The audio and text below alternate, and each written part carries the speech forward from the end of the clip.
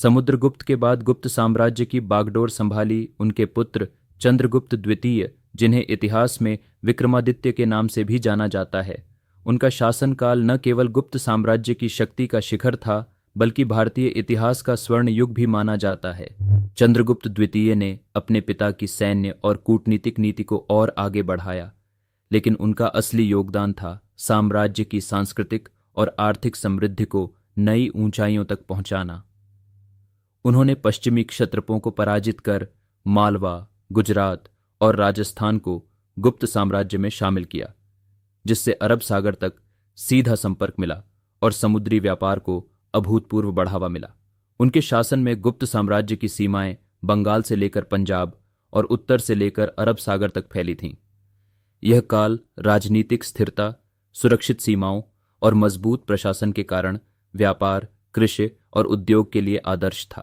चंद्रगुप्त द्वितीय न केवल एक शक्तिशाली शासक थे, बल्कि कला और साहित्य के महान संरक्षक भी थे।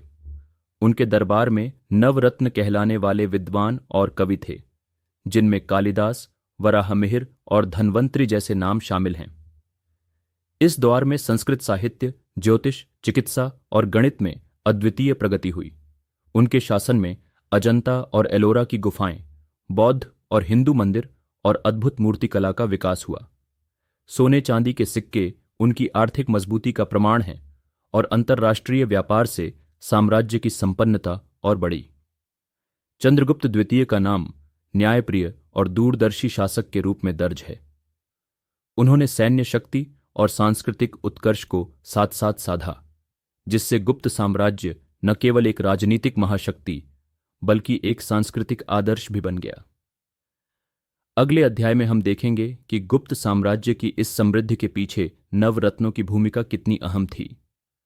अगर आपको इतिहास आसान और दिलचस्प लग रहा है तो वीडियो को लाइक करें, चैनल को सब्सक्राइब करें और इंडिया इन 5 मिनट्स के साथ जुड़े रहें।